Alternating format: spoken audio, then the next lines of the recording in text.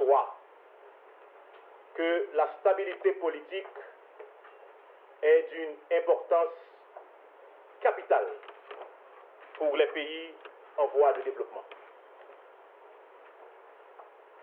À l'inverse, l'instabilité politique constitue une gangrène pour la santé économique de ces pays en ayant des effets néfastes sur les activités économiques, favorisant par ricochet une aggravation de la précarité sociale touchant notamment les ménages à faible revenu. Me référant à l'analyse qui précède, je lance un cri d'alarme à l'endroit des politiques de ce pays pour qu'ils cessent d'agir en omettant qu'il existe entre la politique, l'économie et le social une relation de cause à effet. Les luttes politiques fratricides ne font que basculer davantage nos citoyennes et citoyens dans la misère, tout en hypothéquant l'avenir des générations futures. Aujourd'hui, l'assistance sociale à l'endroit des ménages et des populations en situation alimentaire précaire est une obligation morale pour les pouvoirs publics par ces temps ô combien difficiles pour les Haïtiens. La crise politique que connaît le pays s'accompagne de retombées négatives, tant sur le plan économique que social. Les derniers chiffres publiés par la Coordination nationale de la sécurité alimentaire nous présentent un panorama socio-économique à l'échelle nationale grandement marqué par la faim, en faisant état de 3,7 millions d'Haïtiens, soit 35% de la population du pays, nécessitant une assistance alimentaire sur la période allant d'octobre 2019 à février 2020. Dans un tel contexte, mesdames et messieurs, le Fonds d'assistance économique et sociale, sur instruction du chef de l'État et du gouvernement de la République, se voit dans l'obligation d'intensifier ses interventions relatives à la lutte contre la faim dans le cadre de l'exécution du programme COREPET. À cet effet, du 4 octobre 2019 au 26 janvier 2020, le Fonds d'assistance économique et sociale a réalisé 34 opérations de cantines mobiles pour un total de 105 000 plats chauds distribués, précisément 3 000 lundi, 3 000 mercredi et 3 000 plats chauds le vendredi. Ça veut dire 3 opérations par semaine. Jusqu'à présent, le Fonds d'assistance économique et sociale, sur la période d'octobre, de 4 octobre au 26 janvier, a réalisé 105 000, a distribué 105 000 plats chauds. Près d'une centaine de missions de distribution de kits alimentaires. Toujours pour la même période, le Fonds d'assistance économique et sociale a touché 365 577 bénéficiaires directs. Est un don de 2200 tonnes de riz. Et la matérialisation de cette donation s'est faite par l'arrivée au port de Port-au-Prince de 110 conteneurs entre le 26 décembre dernier et le 7 janvier 2020. Suite à l'accomplissement des formalités de dédouanement, cette cérémonie est organisée ce matin pour les remercier solennellement pour ce geste de solidarité à l'endroit de la nation tout entière. Au regard des besoins à satisfaire, cet appui en nature de la République de Chine-Taïwan tombe à point nommé et nous fait penser à l'adage suivant: C'est dans l'adversité qu'on reconnaît les vrais amis. La solidarité internationale nous porte à croire en un avenir meilleur pour tous les peuples du monde, vu qu'elle contribue à relever un ensemble de défis relatifs aux conditions de vie de l'homme à l'échelle planétaire. Oui, aujourd'hui, plus que jamais, notre pays a besoin du support de l'international pour adresser et résoudre les défis structurels et conjoncturels qui retardent son développement. Oui, c'est important, je dois reprendre. Aujourd'hui, plus que jamais, notre pays a besoin du support de l'international pour adresser et résoudre les défis structurels et conjoncturels qui retardent son développement. Également et surtout, toujours dans la même dynamique, il convient pour tous les Haïtiens de s'unir et de s'asseoir autour d'une même table afin de permettre au pays de retrouver un souffle et de connaître des jours plus cléments. L'aide sociale aux ménages en situation de précarité alimentaire est un devoir moral. La faim ne doit pas emporter des vies en Haïti ou ailleurs, parce que c'est un besoin fondamental. Trouver à manger, c'est un besoin fondamental.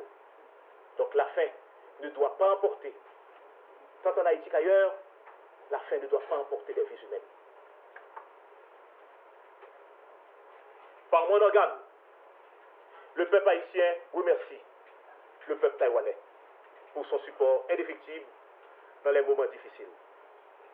Et au nom du chef de l'État, M. Jovenel Moïse, et en mon nom propre, je réitère mes remerciements à l'endroit de la République de Chine-Taïwan pour son soutien à l'implémentation du programme Corépeur. Avec ce ton de 2200 tonnes de riz, tant à premier arrivage de Cassandone a été largement couvert par les médias il y a une dizaine de jours.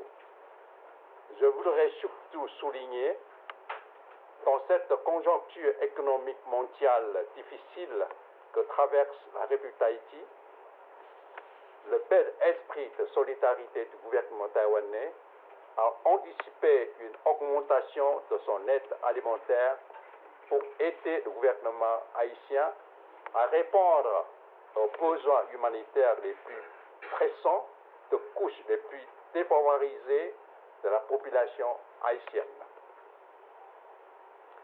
Je suis donc heureux de vous confirmer que les 2200 tonnes de riz sont arrivées à bon port. Le FAES est en train de faire le nécessaire pour leur entreposage et leur distribution aux familles haïtiennes les plus démunies. Le gouvernement taïwanais vient donc compléter avec ce dernier arrivage la livraison de 2200 tonnes de riz d'une valeur estimative de 9 200 000 $ américains, inscrit au titre de l'aide alimentaire taïwanaise à la République d'Haïti pour l'année 2019. Nous avons aussi remis directement au gouvernement haïtien 3 000 tonnes et 6 200 tonnes ont été distribuées à travers les organisations non gouvernementales œuvrant en Haïti, telles que le Food for the Poor et la Fondation de Tsutsu. Cependant, à un moment où la question de la sécurité alimentaire est au cœur des débats internationaux, nous savons que la lutte de l'insécurité alimentaire qui a pris une grande ampleur ces derniers mois en Haïti est un défi à relever. Il y a 10 jours, en effet, le 17 janvier dernier, le Programme alimentaire mondial a continué à tirer la sonnette d'alarme pour alerter la communauté internationale sur la crise alimentaire en Haïti. En réponse à l'appel de la communauté internationale, je voudrais réitérer ici l'engagement du gouvernement taïwanais à doubler son aide alimentaire en Haïti pour l'année 2020 avec un don total de 100 000 tonnes de riz, d'une valeur estimative de 21 100 000 de dollars américains, dont 13 000 tonnes seront mises à la disposition du gouvernement haïtien et 8 100 tonnes que distribueront Food for the Poor pour Haïti et la Fondation Tzu-Chi. Le gouvernement taïwanais reste particulièrement préoccupé par l'ampleur des besoins de plus en plus grandissants à satisfaire pour faire face à ce grand défi de l'insécurité alimentaire. Probablement, et beaucoup de gens diraient pourquoi Haïti, pourquoi nous continuons de recevoir de l'assistance alimentaire, de l'aide, surtout quand nous savons que Haïti est un pays que nous aimons à le répéter, essentiellement agricole. Mais écoutez, et je crois que le directeur général l'a souligné tout à l'heure, un pays essentiellement agricole, un pays qui doit être en mesure d'atteindre cette capacité, c'est-à-dire l'autosuffisance alimentaire, doit être aussi un pays politiquement stable, doit être aussi un pays qui attire des investissements étrangers. Mais quand un pays continuellement, c'est-à-dire cette instabilité politique chronique, où on ne peut pas faire appel à aucun investissement étranger sérieux, ou même investir dans le domaine de l'agriculture, et ce serait très difficile d'atteindre ce niveau-là. Et les efforts du président de la République, notamment à travers la caravane de changement, qui ont été vraiment, je dirais, des efforts sabotés.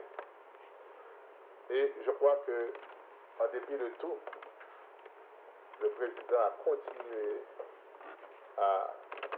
continué à déployer ses efforts pour voir comment on pourrait atteindre ce niveau, notamment à travers aussi Taïwan, les différents centres semenciers, dont un a été inauguré il y a de cela une semaine dans le nord-est.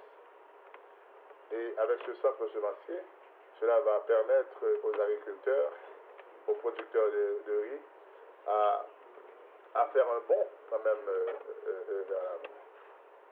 Et aussi, l'un des derniers nés, je dirais, c'est la réactivation de la banque de crédit agricole qui a été faite par le chef de l'État. Je pense qu'avec cette banque, on va pouvoir donner beaucoup plus d'accès au crédit à ces agriculteurs, à ces planteurs, et ceux qui sont intéressés dans le domaine de l'agriculture pourront certainement en bénéficier. Et si on se réfère même à une étude de la Banque centrale qui a montré qu'il y a beaucoup de filières, et si dans ces filières il y a des investisseurs, il y a des jeunes qui souhaitent investir, des gens qui souhaitent investir dans ce domaine, il faut que la banque centrale, ou du moins la banque de crédit agricole, il faut que ces personnes, ces intéressés, puissent avoir accès à un crédit pour investir dans ce domaine. Les capacités sont là, les opportunités sont là, mais nous devons quand même les mettre en exergue et les mettre disponibles à ces concitoyens qui souhaitent investir dans ce domaine pour qu'au moins nous puissions arriver un jour à cette autosuffisance alimentaire. C'est un processus, certes, mais il faut qu'il y ait des conditions sine qua non pour y arriver.